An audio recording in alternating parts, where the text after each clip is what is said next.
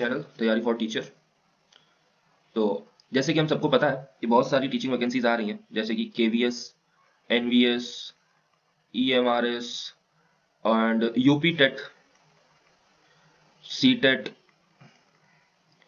And many others, है ना। बहुत सारी टीचिंग वैकेंसीज हैं जो कि अभी आ रही हैं। एक यूपी एलटी की भी है, राइट। तो ये वीडियो उन सबके लिए हेल्पफुल रहेगा जिन भी वैकेंसीज में साइकोलॉजी का पार्ट कुछ भी पूछा जाएगा, उन सब के लिए ये वीडियो हेल्पफुल है। ओके, तो चलिए शुरू करते हैं। What is psychology, definition of psychology. Okay, तो सबसे पहले ये एक थोड़ी इंपॉर्टेंट चीजें आ जाती हैं, जैसे कि साइकोलॉजी वर्ड कहां से लिया गया है। साइक से, PSYCHE, ये ग्रीक वर्ड है, ठीक है, जिसका मतलब होता है सोल। और एक और वर्ड है, एक और वर्ड इसमें ऐड करते हैं, लोगोस, है ना, LOGOS। तो ये आएगा, इसको का मतलब होता है स्टडी। तो बेसिकली क्या हो गया, study of soul is called psychology. Okay, I think red colour में अच्छे से दिख नहीं रहा। An insightful journey into the foundation and evolution of psychology, exploring its definition, scope and historical milestones. आगे ये हम लोग पढ़ेंगे, ये सब चीजें पढ़ेंगे, ठीक है। लेकिन जब भी हम लोग साइकोलॉजी के बारे में पढ़ते हैं, जो मॉडर्न साइकोलॉजी, ये पुरानी डेफिनेशन है, बहुत पुरानी डेफिनेशन है साइकोलॉजी की। जो मॉडर्न डेफिनेशन होगी वो होगी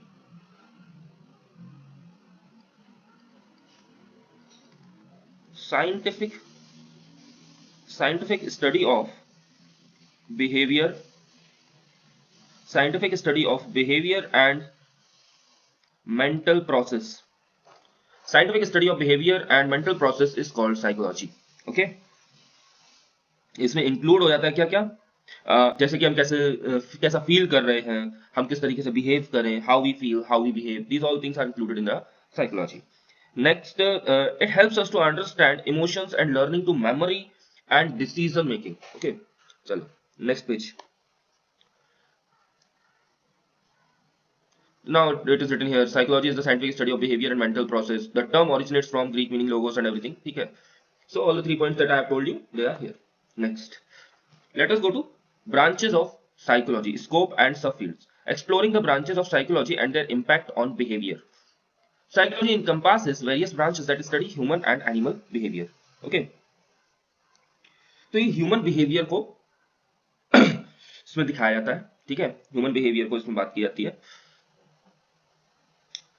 इसमें कुछ ब्रांचेस हैं, जैसे कि नंबर 1 होगी clinical psychology. Okay, clinical psychology ये क्या होगा, ये सब फील्ड्स हैं, इसके 3 सब फील्ड होंगे जो कि बहुत इंपॉर्टेंट होंगे. इसके बाद क्लिनिकल साइकोलॉजी होगा, और दूसरा होता है cognitive psychology. Cognitive psychology. Next होगा डेवलपमेंटल साइकोलॉजी.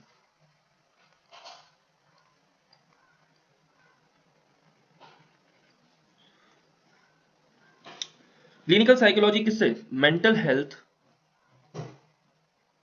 जो होते हैं ना साइकोलॉजिस्ट वगैरह होते हैं, वो क्लिनिकल साइकोलॉजी को ही पढ़ते हैं, उसी में वो समझते हैं सब. एंड थेरेपी, ये इससे रिलेटेड है. Cognitive psychology, it studies how we think and remember, ठीक है. नाउ डेवलपमेंटल साइकोलॉजी, ये क्या होगा, एक्सप्लोर्स ह्यूमन ग्रोथ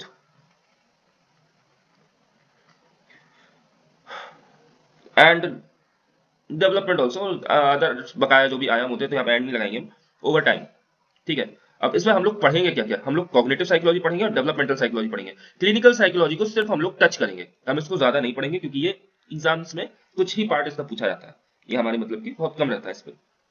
चलो, जैसे कि यहाँ पर भी लिखा हुआ है, including clinical, cognitive and developmental psychology. Understanding these branches help us to grasp the diversity of psychological research and practice.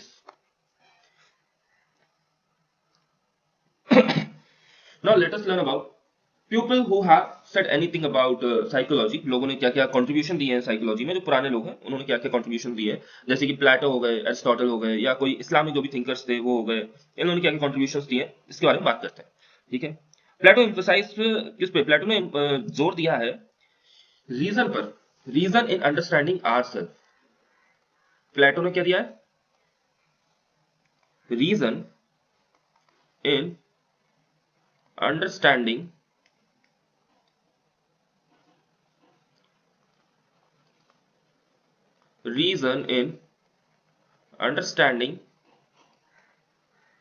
ourselves. Okay, ये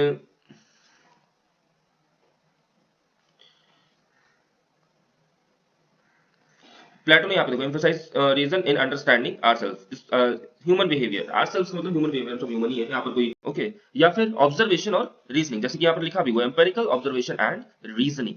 एरिस्टोटल ने किस पर फोकस किया? ऑब्जर्वेशन एंड लॉजिक बोल दो या फिर रीजनिंग बोल दो, दोनों ही ठीक है। चलो, और जो इस्लामिक स्कॉलर्स थे उन्होंने बोला एक्सपेंड करो नॉलेज को, एक्सपेंड किया, प्रिजर्व किया और नॉलेज को एक्सपेंड किया, और अपने भी कुछ इनसाइट्स उन्होंने दिए, और जिसकी वजह से आज जो मॉडर्न साइकोलॉजी है वो फाउंडेशन वहीं से रखी गई थी। ओके, चलो नेक्स्ट, एक्सपेरिमेंटल साइकोलॉजी।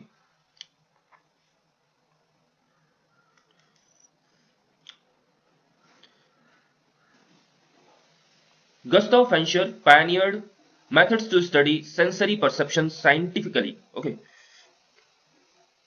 अब हम लोग सीधा 1800वीं शताब्दी पे आ गए 1800 शताब्दी, ठीक है।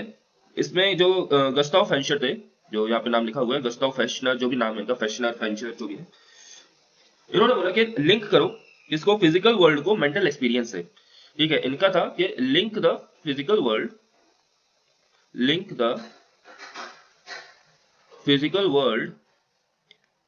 with mental experience, ठीक है।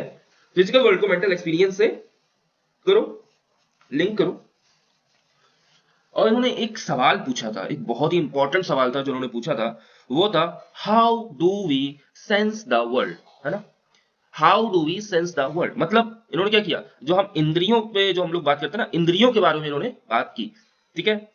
इंद्रियां कैसे काम करती हैं, सेंसरी परसेप्शन, उसके बारे में उन्होंने बात की। अब William Wundt established the first psychology lab, very very important, who established first psychology lab? William Wundt, marking psychology shift to experiential science. अब एक्सपेरिमेंटल साइकोलॉजी में इसीलिए विलियम वुंड को क्रेडिट दिया जाता है, किस चीज के लिए? एक्सपेरिमेंटल साइकोलॉजी के लिए बहुत ज्यादा इनको क्रेडिट दिया जाता है, क्योंकि ये पहले थे जो उन्होंने साइकोलॉजी लैब स्टार्ट की थी, ठीक है।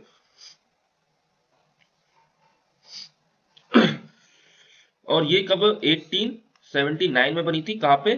लिप्जिग। कहां पर बनी? लिप्जिग में। आई थिंक ये स्पेलिंग गलत हो सकती है, हाँ, LEIPZIG, that is the correct spelling, Leipzig, Germany.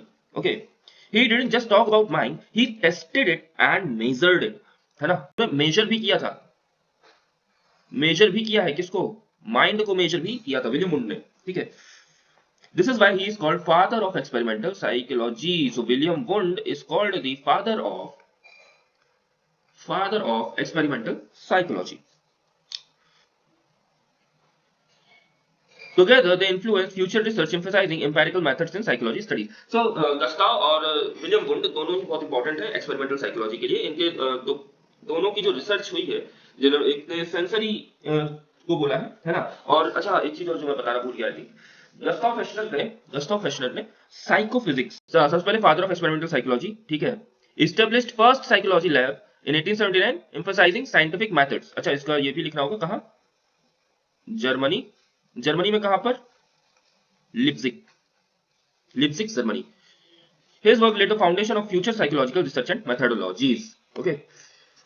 अब चलो फंक्शनलिज्म के बारे में बात करते हैं। सबसे पहली चीज, जो सबसे इंपॉर्टेंट नाम है जब भी फंक्शनलिज्म आती है तो विलियम जेम्स का नाम जरूर लिया जाता है। ये बहुत ही ज्यादा इंपॉर्टेंट है। ये कहां से थे? ये अमेरिका के थे। ओके, इनका नाम जरूर ही लिया जाता है।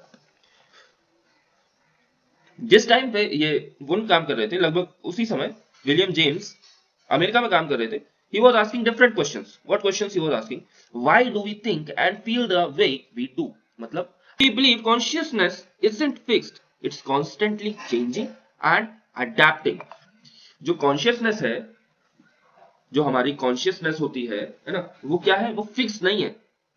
फिक्स नहीं है, वो हमेशा अडेप्ट करती रहती है, नई चीजों को अडेप्ट करती है, फिर नई कॉन्शियसनेस बनती है और चेंज भी होती रहती है।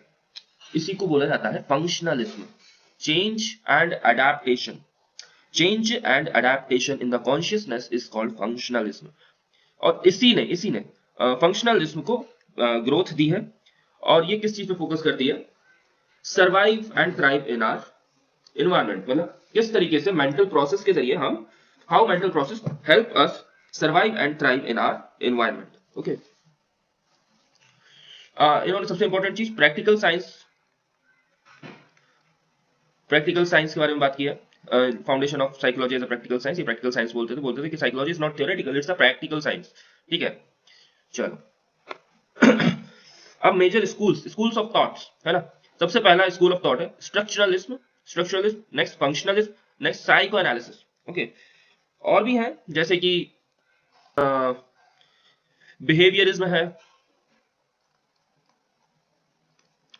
है और कॉग्निटिज्म भी है, ये दो और भी है। ओके अब स्ट्रक्चरलिज्म ने क्या किया? Broke mind into tiny parts. ठीक है, स्ट्रक्चरलिज्म ने दिमाग को तोड़फोड़ की है, दिमाग के साथ तोड़फोड़ की, मतलब मेंटल प्रोसेसेस को, तो उसको हम लोग नॉर्मली बोलते हैं कि दिमाग की तोड़फोड़ की है ना। Broke mind into multiple parts. Okay, mind into tiny parts, structuralism ने। ओके, और फंक्शनलिज्म ने स्टडीड किया है क्या? Purpose of mind. फंक्शनलिज्म ने क्या किया है? पर्पस। और हाँ, पर्पस सिखाया है उसके साथ। गस्टाव फ्रेशनर ने इसको इजाद किया था, साइको फिजिक्स का। ठीक है, साइको एनालिसिस क्या करता है? सॉरी, ये साइको एनालिसिस फ्राइड ने दिया है। साइको एनालिसिस की थ्योरी किसने दी थी? फ्राइड ने दी थी। ठीक है, इन्होंने क्या किया था? अनकॉन्शियस माइंड को एक्सप्लोर किया,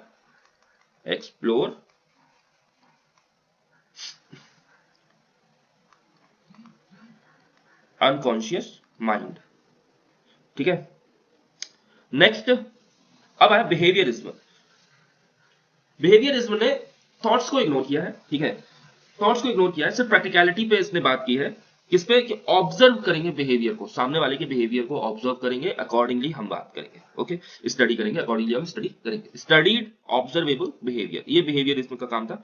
और कॉग्निटिविज्म ने क्या किया है? Brought the mind back into focus किया किस पे? How we think, remember and solve problems. जो 21st सेंचुरी स्किल्स है ना, प्रॉब्लम सॉल्विंग, उस पे इसने सबसे ज्यादा फोकस किया। चलो,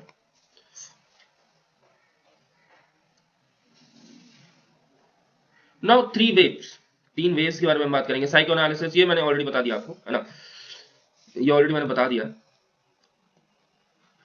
अब ये माइलस्टोन्स जो है साइकोलॉजी के, बहुत ही इंपॉर्टेंट है। 1879 में साइकोलॉजी की फर्स्ट लेबोरेटरी बनी।